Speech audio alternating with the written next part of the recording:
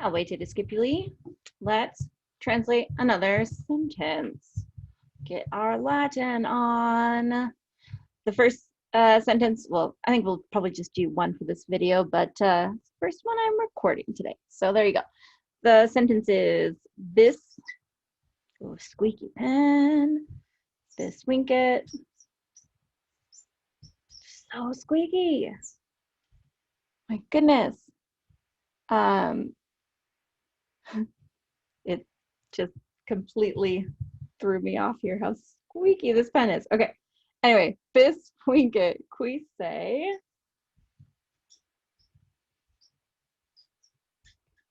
Oh, squeak, squeak, squeak, squeak. Winkit in Victoria.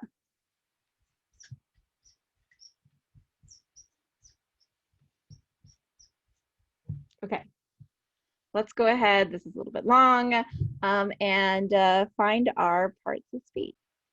We'll start at the beginning and work our way through this. This is an adverb, meaning twice.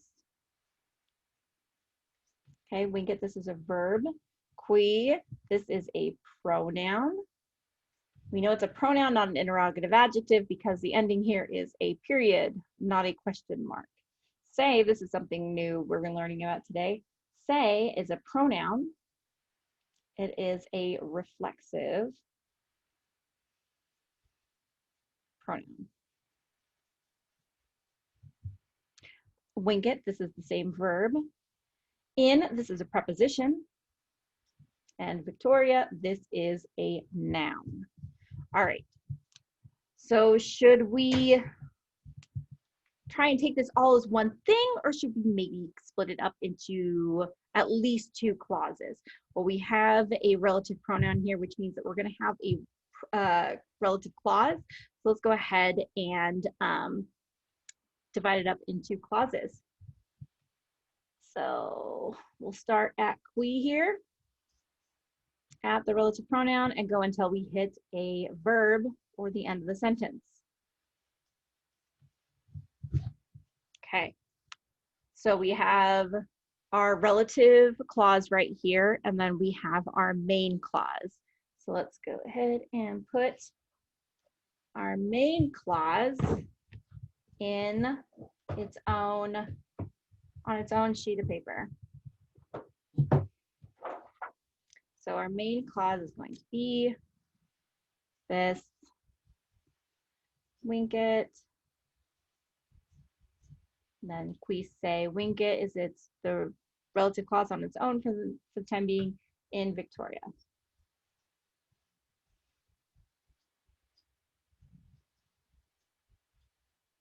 Okay.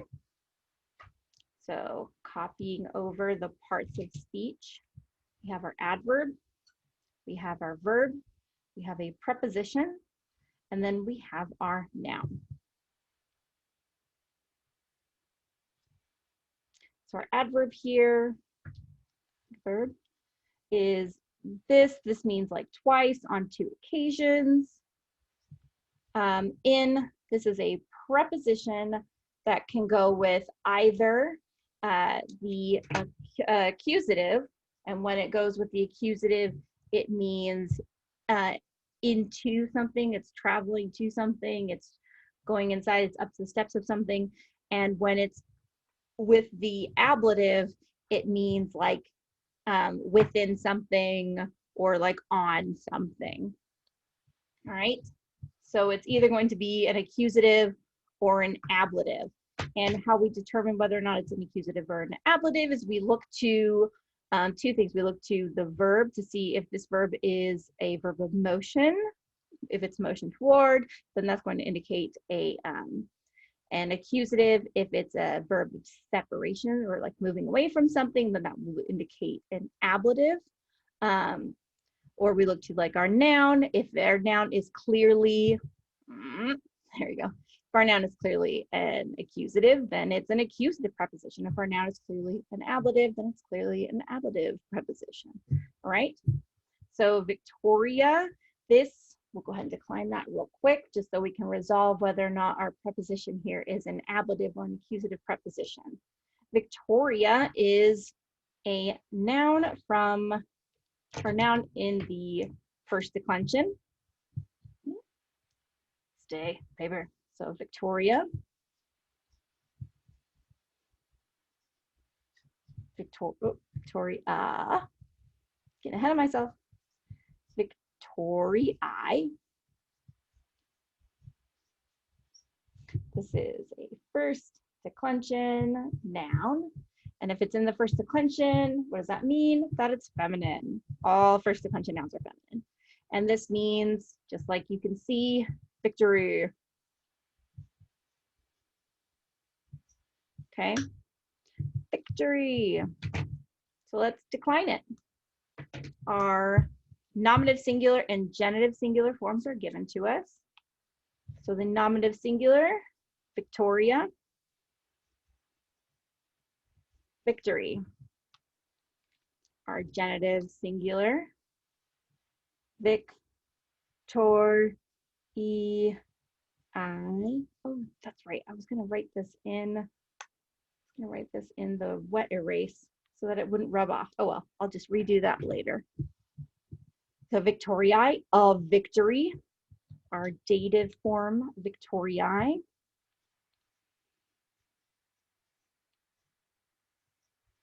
To, for victory. Our accusative form, Victoriam. Victory as the direct object, and then in the ablative, Victoria, by, with victory. In our nominative plural, Victoriae, victories. In our genitive plural, Victoriarum, of victories. In our dative plural, victoriis, to, for victories. In our accusative plural, victorias, victories as a direct object. And in our ablative plural, victoriis, by, with victories.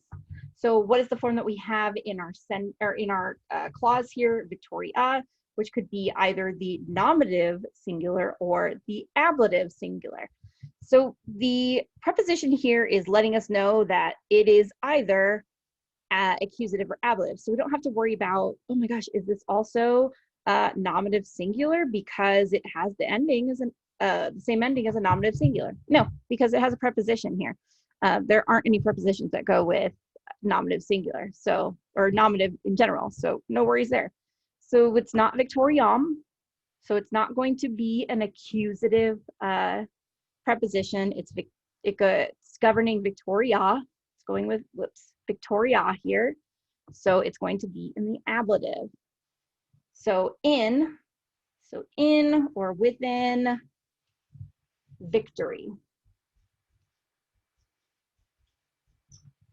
Okay, so twice in victory is what we have so far.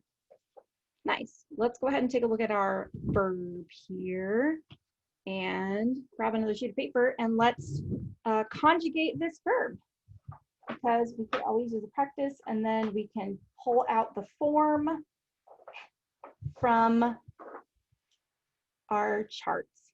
So this verb, winkit, comes from winko, winkere,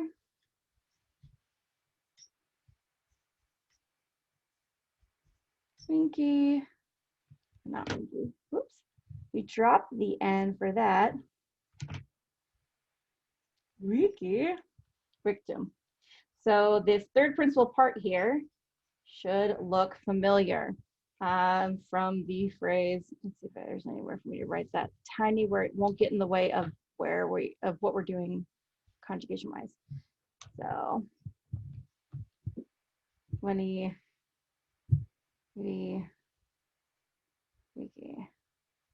So these are either going to be like a hard like sound or like a soft sound. Just kind of depends. And honestly, like pronunciation is not that big of a deal, and it's really going to be influenced most by who taught you where, like even in the US, so don't worry that much. If you've heard it differently, veni vidi vici, people are putting a little bit more, I don't know, Italian sound on it. Like I said, it's fine. Everybody knows what you mean. This is attributed to Caesar. I came, I saw, I conquered. These forms are the third principal part. They are the perfect. So in the past, completed action, perfect, active, first person singular, indicative forms. Okay, so that's this right here. So that's where you may have seen it before. This verb is what conjugation? Let's look at the first principal part, ends in O. Second principal part ends in ERE. That makes it a third conjugation. So what is that going to mean for how we are conjugating? It means that there's not going to be any tense indicators in our future tense. Also means that there is going to be a little bit of swapping around with the thematic vowel. Let's go ahead and put our charts up here, and then we will do what we got. Oops, that's present, not future. Present. Here's our singular. First person, second person, third person. Bloom. Hopefully that's enough room. I never give myself enough room, so hopefully that's enough this time. And plural. Here's our imperfect. There's a, I'll just write folio. Imperfect. Whoops. Imperfect. Okay, so singular, first person, second person. No, that's not going to work for a chart. There we go. First person, second person, and third person. Give myself much more room over here because I have that tense indicator. That's not going to be enough room. Maybe I'll try and write small. That's plural. And then future.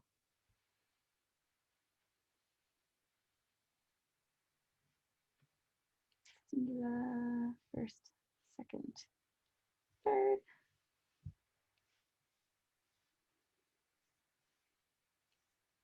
Plural. All right. So finding the stem works the same way as first conjugation and second conjugation. So let's find the stem. We ignore the terminal ERE and take everything up to that point. So wink. Do a lot of winking. Wink. Wink. We're trying to use just the tip of the pen here to make it small enough to fit everything. So I didn't leave us enough space. Wink, wink. Wink, wink.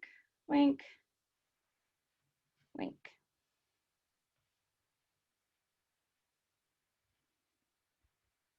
Wink, wink. Say no more. Say no more. Wink. Wink. Wink. Wink.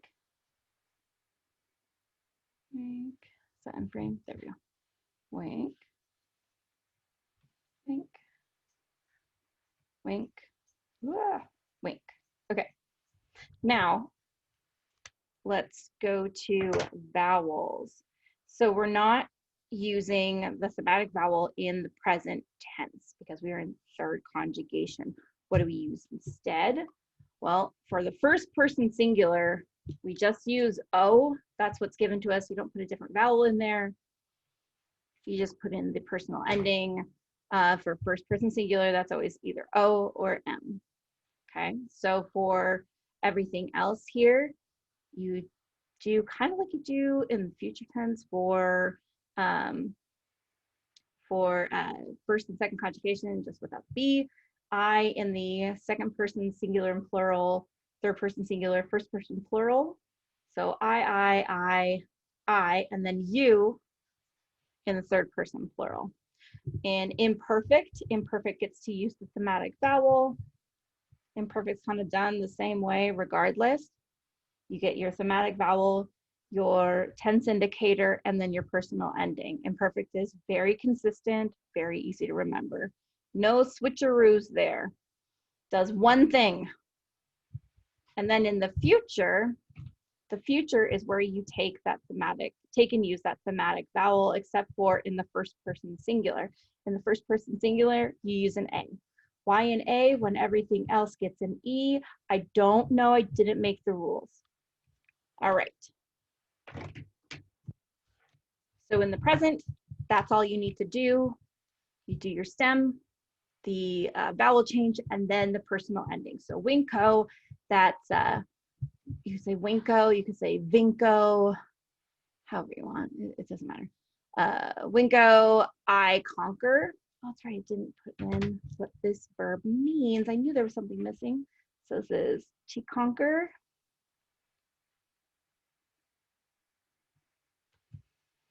Hopefully you can see it. So I conquer, wing kiss, S, second person singular. You conquer, T for third person singular, wink it. She conquers, mus for first person plural, wink mus. We conquer, tis in the second person singular or second person plural, wink tis. Y'all conquer, third person plural, and T, winkin, they conquer. So that's it for present. Present is done. In imperfect, like I said, imperfect gets stem, thematic vowel, tense indicator, personal ending. So we need our tense indicator, BA. Everything gets a BA. Everything. It's kind of imperfect thing. You take what you get what you get, and you don't throw a fit. Everybody gets the same thing. All right. So BA throughout it all, and then personal endings. For first person singular, winky bomb. I was conquering, I used to conquer. Second person singular, winky boss. You were conquering, you used to conquer. Third person singular, T, winky bot. He was conquering, he used to conquer. First person plural, mus, winky bomus. We were conquering, we used to conquer. Winky botis, because tis is the second person plural ending, winky botis. Y'all were conquering, y'all used to conquer. Third person plural and T, winky bont. They were conquering, they used to conquer. Future tense for third conjugation does not get a tense indicator. You just get the stem, vowel change, thematic vowels are for everything else except for first person singular, and then personal endings. First person singular, M, winkham. I will conquer. Second person singular, S, winkes. You will conquer. Third person singular, T, winket. It will conquer. First person plural, mus, winkemus. We will conquer. Second person plural, tis, winketis. Y'all will conquer. Third person plural, and T, winkent. They will conquer. So the form we have on or in our clause right here and in the rest of the sentence is winkit. We look at our chart. This matches third person singular, winkit. Okay, so this is third person singular in the present. I need to just do this part. I think that this yellow is not going to come up as well as the other yellow I had. So maybe we'll just use this as highlight and have to write it in with like black or something for now. So it's going to be he, she, it. We don't have anything else in the nominative in this clause right here. So we'll just go ahead and put like a little thing, he, she, it. We don't know who's doing what, but we do, or who is doing it, but we do know what they're doing, and they are conquering. So he, she, or it conquers. All right, so the sentence so far, this clause we have twice, he, she, or it conquers in victory. All right, so there's our first clause. So we can set this aside for a moment and work on our second clause. Qui se vincit. Qui, squeaky pen, se vincit. So we just did that conjugating. So we know for sure, using the same exact verb, put our little parts of speech back up over top of it. So we know for sure this is, again, he, she, or it, because we don't know. We know that the subject of this verb and the one before it is going to be third person because of the ending and singular because of the ending. So, but we don't know if it's a masculine, feminine, or neuter. So we'll just leave that part blank till we got it. So conquers. Qui here, this is a pronoun. This is our relative pronoun. For a relative pronoun, we need an antecedent. But, there isn't anything for qui to refer back to, is there? There's no stated noun. The only other noun is Victoria, and that's after it. What do we do here? Well, verbs contain a lot of information. They contain like tense, they contain person, they contain number. We can determine a subject, some things about a subject from a verb. If you don't have a verb, if you don't have a subject stated, there are a couple different things in a sentence that can tell you the at least the number and person of the subject. And with the pronoun here, we can determine the gender. So we can get gender, number, we can get, person, gender, and number from the verb and pronoun combo here. So the verb tells us that this is, our subject of the verb is third person. So it's going to be he, she, or it. He, she, it, and it's singular. Singular. Okay, so the relative pronoun here can use the implied subject contained within the verb here as its antecedent. It doesn't have to be a stated noun. So we can say, all right, I'm referring to the subject of this verb here. This qui here is referring to he, she, or it. Now, if we pull out our chart, our relative pronoun chart, see if I can track down my relative pronoun chart here. I just had it. Here we go. We look at our chart and look at the forms. We're looking for a form that matches qui here. That is going to be the masculine plural or the masculine singular form. Okay. So what does this tell us about? Go ahead and put masculine up there. Masculine over here. What does that tell us about the antecedent? What do we know about antecedents? Antecedents, so we'll just put, so color that's easier to see. The antecedent and the pronoun, they need to agree, kind of like the adjective and the noun do. Adjectives and nouns need to agree in gender, number, and case. Relative pronouns and their antecedents only need to agree in the gender and the number. Okay, number. So what do we already know about the antecedent, about the subject of this verb, is that it is third person, it's a he, she, or it, and it's singular.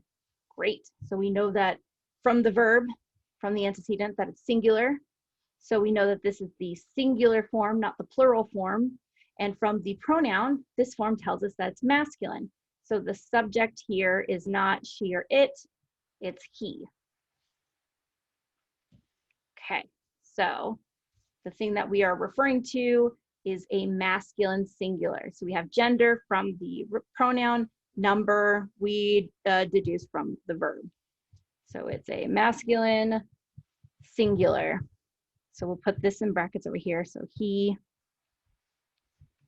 who, he conquers.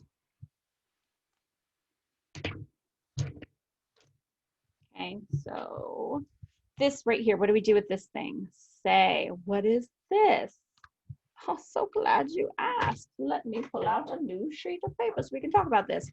Say is what's called a reflexive pronoun.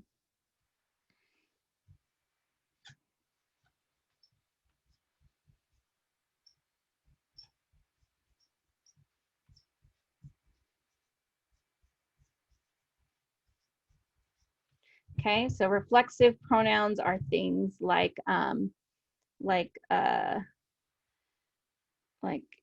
herself, himself, themselves.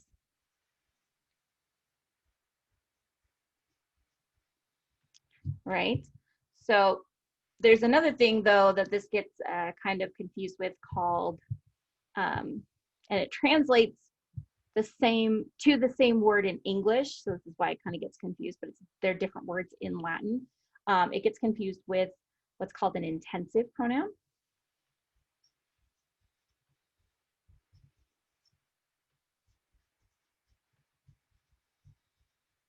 Okay, so they're different. Reflexive pronoun reflects back onto the subject. So if I had a sentence like, we'll do a sentence that has the same word so you can see the difference. And then we'll also kind of parse them so you can see like grammatically the difference. So the girls love themselves.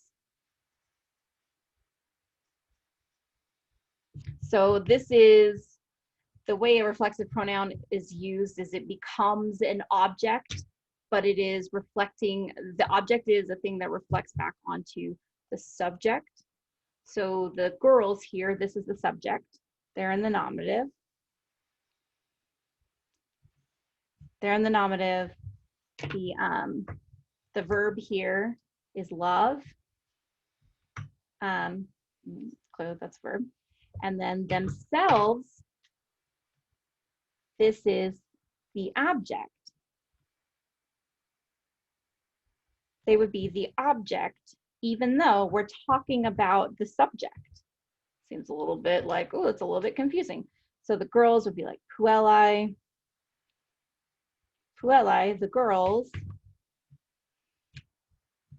amant.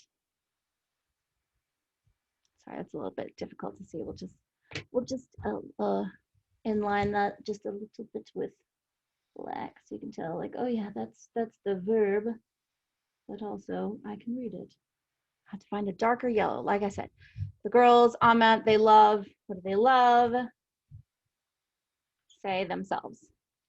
Okay, so that is the reflexive pronoun in English and then translate it into Latin. So an intensive pronoun would be, while it comes back into English as themselves, it would be something like this. It would be like intensifying, emphasizing something. So instead of the girls love themselves, it would be the girls themselves love. Okay. So while here, this is a direct object that reflects back to the subjects doing something. This here is just a restating of the subject. It's not an object. You can remove it completely from the sentence and still have a sentence that makes sense. Here you couldn't really do that because this is working as an object. Here, this is almost more of a modifier. And it's in Latin, it uses a completely different pronoun form to reflect that. So if we were to translate this, let's parse it first, and then we'll just throw that into Latin, pretty simple Latin. So the girls, this would be the subject, girls, puellae, themselves. So you would use a form of ipse, ipsa, ipsum. and they would decline the same way any first, second adjective or noun declines. And it would be feminine, so it would be ipsi. Ipsi, the girls themselves love. Okay, so another way that these are distinct in Latin is that and we'll look at this in a second when we decline it, the reflexive does not have a nominative form in the singular or in the plural, but the intensive does, because it can't have a reflective, you can't have you can't have a reflective form because it's a reflection back onto the subject after the verb. So there's no way to do that in the nominative. There's no way to do that as a subject. If your subject is already stated, then it's already stated. If you need another pronoun for the your subject, you would then not be in the reflexive anymore. You would need to use an intensive or something like that. Maybe, gosh, what's it called? Iste is another one. I think that one's another intensive. Yeah, I think it's another intensive, but it's a derogatory intensive. Anyhow, let's look at how to decline it. This reflexive pronoun. Pull out my sheet here. It's very simple. The singular and the plural forms are the same, and there's only a genitive, dative, accusative, and ablative form. Squeaky pen. So reflexive pronoun, singular, plural, no nominative singular, no nominative plural, genitive singular, sui, so of himself, of herself, of itself, and the plural. Like I said, the singular and the plural forms are the same. Sui, of themselves. Okay, in the dative, sibi, two for himself, two for herself, two for itself in the singular, and in the plural, again, sibi, two for themselves. In the accusative, se. Okay, so themselves, like in this sentence, as a direct object, herself, hisself, itself in the direct object in the singular, themselves in the plural. And then in the, this is my pink, where'd it go? I'll use pink on this one. In the ablative, let's use this pink, I guess. Where's my other one? There it is. JK, I found it. In the ablative, say as well. By with herself, by with himself, by with itself, and in the plural, by with themselves. And that's it. Sui, sibi, say. Very, very easy to remember. Very, very easy to use. That's the reflexive pronoun. So the form we have on here is say, which could be either the ablative or the accusative form. So is it ablative or is it accusative? So if we had some sort of preposition, we might be able to say right away whether or not this was ablative or accusative, unless it was one of the prepositions that they share together. So we're gonna have to go to the verb. The verb will give us some indication here. Is the verb a verb of separation? Are we moving away from something? Then it would be an ablative. It is not, though. Is it a verb that would need to like have any other, would it need something to complete it, like an ablative of means instrument? Not really. It kind of just can be, but it is one that will take an object, a direct object. So what's the case of direct object? That's the accusative. So what we have here is an accusative. So we know it's a masculine because we use the relative pronoun and the antecedent verb to, or the antecedent subject of the verb to determine that. And so what is this sentence? So he from the previous, who does what? The verb is conquers. Who conquers? Oh, we can see it this time. Who conquers, and what are they conquering? Or what is he conquering? He's conquering the object, which is the reflexive pronoun, which is it, himself. So our relative clause is who conquers himself. So let's take our two clauses and put them in back together and translate this out. So he does what? Let's see if we can make it, conquers. Can you see it? He conquers. So twice he conquers, or he conquers twice. So twice he conquers who? Himself. He conquers in victory. So let's put a direct translation right here, and then we'll kind of massage it into English and do a free translation with it. So he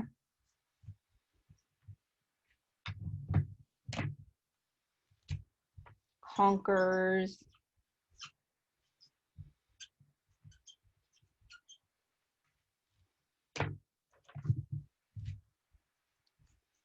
twice, comma,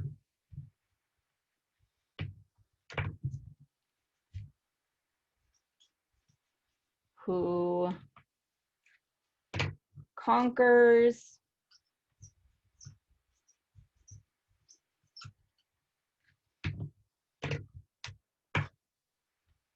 himself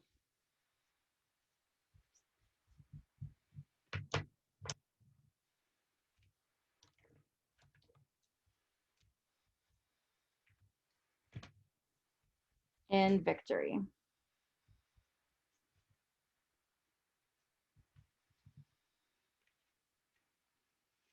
So what does that mean? He conquers twice, who conquers himself in victory. It's, the meaning is sort of like it's like don't be a sore winner sort of thing, keeping control of yourself. If you can conquer yourself even when you are victorious, you come out the winner still. I mean, you come out the winner anyway, but you come out the winner twice. You are in control, which is it's kind of a big virtue in Roman society. Is yes, we do love to celebrate our wins and be winners and say how we're winners, but also decorum and not being too, well, there are some things that look overtly like braggadocious in manuscripts and in texts. It was important to not be humble so much, but to be gracious and controlled in your victory. So you are not overly affected. Not to say that they didn't love it when they didn't let stuff like that go to their heads, but, and also these are like little, not platitudes, what word am I thinking of? Little proverbs and stuff. Like, this is what we're striving to, not necessarily do as I say, not as I do. What we're striving to, not necessarily what we always accomplish. So it's essentially saying, don't be a sore winner. He's twice as good who keeps himself under control in victory. All right. Hope that you got a lot out of that. We introduced a new concept, reflexive pronoun. That's everywhere in Latin, so that's very useful. And also great that it's so simple, right? Yeah, only what, 4 forms? 4 forms is great. Same for the singular and plural, sui, sibi, say. So easy to remember. All right. Have an excellent day. Walete.